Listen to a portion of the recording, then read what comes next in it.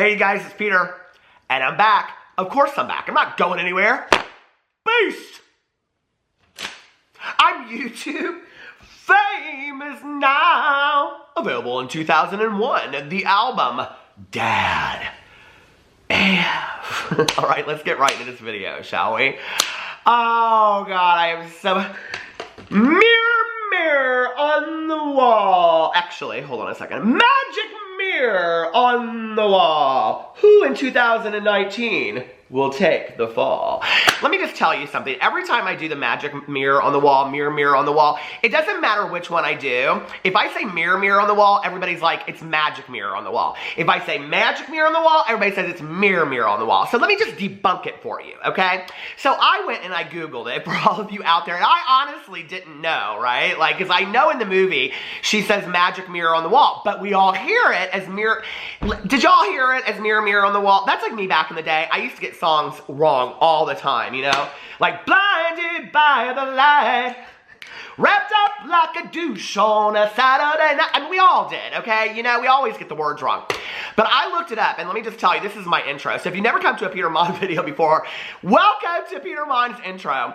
So I looked it up to debunk it, right? So apparently in the Grimm's fairy tale, which was very short, very short, it was mirror on the wall, okay? And who is the fairest of us all, or something like that. But in the movie, it's magic mirror on the wall. Who's the fairest one of all? So Disney took a lot of creative liberation. It's like shining in my TV over. Hey, I'm a movie star. I feel like Jeffree Star. Oh my God. Anyway, so Disney took a lot of we can get rid of that now. Disney took a lot of creative liberation. Is that the word I'm looking for? A lot of creative liberty, okay? So say what you want to say. It just doesn't matter. It just is not that deep, okay? Ding-a-ling-a-ling, shabba-lang, ding-ding-dong, ding. How's the drama phone? This is Peter speaking. Oh, hi, Jane. How are you? I'm just sitting here having a gimlet, and I'm reading Jeffree Star's tweets. He's apparently lit the fire, so to speak, of Dramageddon 2019. Well, I was doing a little online shopping, too. I was buying some of my favorite candles from the Poorhouse Candle Company. Peter Monn has his own candles over there. I bought Rich Lux's too, yeah, Yes, Peter has Peter's Haunted House and Peter's Drama Class. I love them, yes. Well, all right, Jane, you should buy some too. I'll talk to you later. So, since I never tout my candles out, and because I have a new candle coming for the summer collection of 2019, because I'm a candle review company, I wanted to put my candles in my channel today. I'm actually going to be doing a review on my review channel of a lot of the Poorhouse Candle Companies, because they are legit like my favorite candles of life, and I will tell the story over there of how I got my candle over there, and how she started collabing with YouTubers, because it's kind of an interesting story. But you can go buy my Haunted House, which smells like apple cider and leaves, and it's fantastic. Or Peter's Drama Class, which smells like a mix of my cologne. So if you want Peter's scent, so to speak, in your house. Now, if you do purchase it from the link below, I will tell you it is an affiliate code. I do make a little bit of coin off of that. I'm just going to be 100% transparent, as I've always been. So anyway, let's get into this video at 3 minutes and 40 seconds. Woo! I'm telling y'all, it's going to be a hot summer, okay, up in the beauty influencer community. And, you know, like I said, going into 2019, I feel like I have to say this in every video now, okay? But listen, I said I was just going to share my opinions. Whether y'all agree with me or not is okay. That's why I like to have a conversation in the comment section. That's your place to sound off. And go down there and just say what you have to say. You know, like, we can have nice conversations. We don't have to tear people apart. Whenever I make my videos, I always try to be, you know, fair to somebody that I'm talking about in my video, right or wrong. I got a comment yesterday in my video, and like, I don't like to highlight just negative comments, so hold on. And I didn't necessarily feel like this was a negative comment, but I thought it was an observation. And they said something to the effect of that it appeared that I was like really happy about the takedown of James Charles. Well, what's interesting about that is that I've talked to James Charles quite a bit, okay?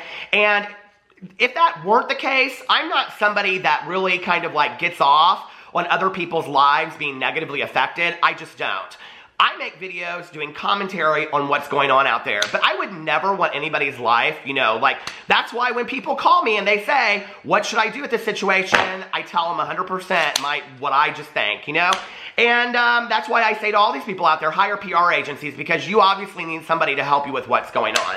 But I just want you to know that I try to go into all of these videos being 100% fair. I do watch them back. Often if I watch them back and I think to myself, you weren't really fair in this situation, I'll go back and refilm the video. So, let's go on with a positive comment. The very first comment, Notification Squad, OG Wolfpacker of the world, is Rachel, who was, here, I'll put her little tweet up here. She was the first one yesterday. She said, with a title like that, I had to show up.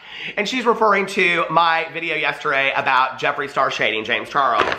Well, he's done it again. And what's interesting about this is that I said in my video yesterday that all Jeffree really had to do was put out a few things out there to kind of just end this whole James Charles thing of what's going on with his, you know, going down and blah, blah, blah, blah, blah, blah. And I said in there that it would be a sad day for James if that happened. It kind of seems that Jeffree is starting to do that. Now, I'm going to look up James Charles' social blade really quick, because when I looked at it yesterday, last night, he had lost almost 10,000 subscribers yesterday. I don't know what he's lost. If he's continuing to lose today, here I'm going to look. Let's see. First day, 4,900. Yesterday, 9,200. And today he's lost 5,100. The thing is about that, you can't really tell an accurate number, because that shows how many people he's lost. It doesn't show how many people he's gaining on a daily basis, right? So the fact is, if he gained 20,000 subscribers today, then he would have to, like, this is, listen, I ain't got my glasses on, I can't do math. I barely graduated, okay, from high school with my math. So if you go in here and you look at that, like, y'all do the math, okay? So if he gained 20,000, how many would he have to lose for it to be in the negative? Does that make sense? So is he really legitimately losing like 25,000 or something like that for it to look like he's in the negative? That could be the case, right? And you can go into the detailed statistics, but it doesn't really show that as well. So this whole thing is interesting, because I do really think that it's going to heat up, and it's going to be between Jeffree and James at the end of the day. I think there's some division there.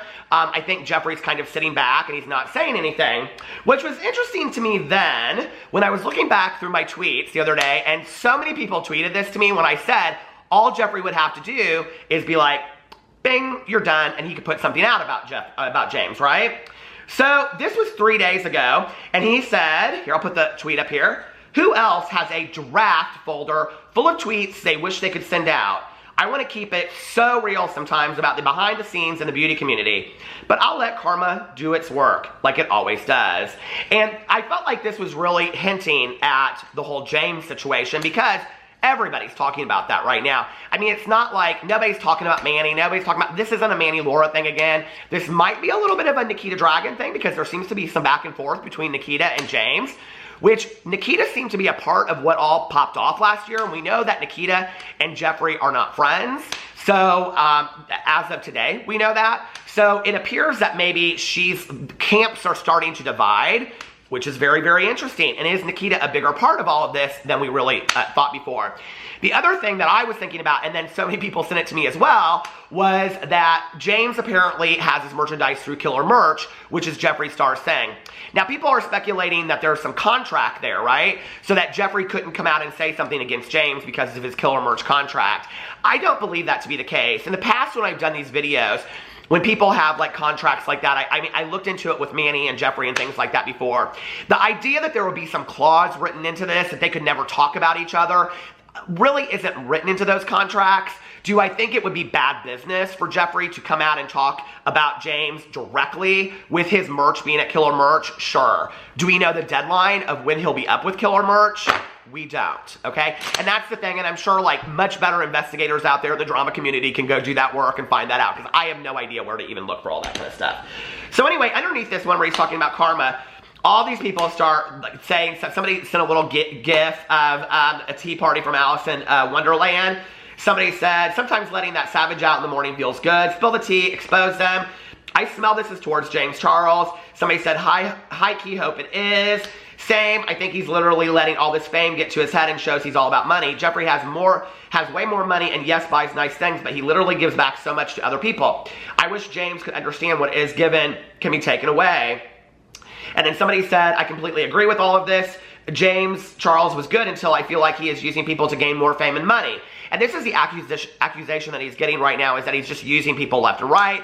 that he's all about the money, that, you know, on and on and on. So I don't know. What do you guys think? Put it in the comment section below. I almost at this point can't do a video and even reference James Charles without you guys just in the comment section being like, I'm just done, I'm just done, I'm just done. So if there are those of you out there that are really still James supporters and love him, could you please put it in the comment section below, you know, in support of him if you do support him? And let's all just be nice to one another when we do that. I'd like to kind of see a fair representation of what really is going on. Because to me, when I look in the comment sections, it's literally like 90% is just done with James. Which then you would think the numbers would be dropping a lot faster. I said this in my video yesterday and I'll say it again. You know, James Charles would literally at this point, with how many subscribers he has, he would literally have to lose like millions, okay, for it to really affect his like career, unless everybody stayed subscribed, but they stopped watching his videos, they stopped buying his products and all that kind of stuff. And I just don't think that that's going to happen anytime real soon, you know. Somebody said exactly, he's becoming selfish and fans do not like selfish and considerate people. Also, he's becoming more annoying, always trying to save his ass, blah, blah, blah. Expose James, Queen. All these people just go in here about James Charles. Well, Jeffree Star knew when he put that tweet out there what he was doing. And I said this in my video yesterday, that, you know, Jeffree doesn't really have to say a whole lot. He can just sit back, and he knows he's shading somebody. He knows what he's doing. Jeffree is very, very smart at this kind of stuff, okay? He didn't get to the top of his game without knowing what he was doing. He knows exactly what he's doing, okay? So if you go in here and you look, the next tweet that he puts out is, if you thought, here, I'll put it up here. If you thought 2018 was crazy, get ready for the rest of 2019. And for me, I feel like that's him hinting at Dramageddon 2019. But like, there's been so much that's happened already in 2019. What's yet to come? And that makes me wonder, what does Jeffree know that the rest of us don't know? Because if you look at the beauty influencer community right now, Nikki Tutorials, she's kind of staying out of everything. Patrick Star, he's kind of staying out of everything. Lauren Manny, they're over here kind of not really doing anything. Gabriel Zamora, telling his truth left and right. So really, we're talking about Jeffree and James. Like, these are the people that everybody's talking about right now. I'm a Michelle fan. I mean, ain't nobody talking about her no more. Okay, let's just be for real. Ding-a-ling-a-ling, shim-a-lang, dang, ding-dong, ding. Could I speak to Michelle, please? She's left the building? Okay. I mean, let's just be for real. There's not a lot of beauty influencers, you know. What is there going to be some huge drama with Raw Beauty Christie? There better not! I'm telling you right now, there better not, because I love her so much. Jeffree and Jacqueline aren't going to get into some drama. He's talking about James. This is about James, okay? And he knows that he can put that out there because everybody's coming for James right now anyway, so they're going to speculate it's about James. So is this the beginning of Dramageddon 2019? Well, yesterday I said in my video that I was kind of interested. If you haven't watched my video from yesterday, go check it out.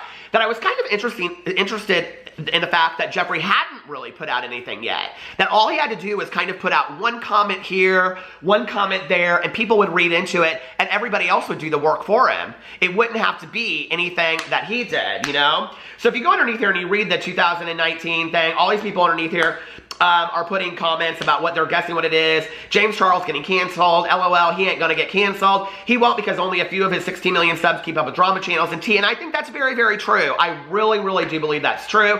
Somebody said exactly. I mean, there's a lot of people out there that just don't care. And I think James knows that, right? And that's what James is kind of, I think, banking on right now, is that the majority of the people that watch him don't care about drama channels. They just don't watch it at all, you know?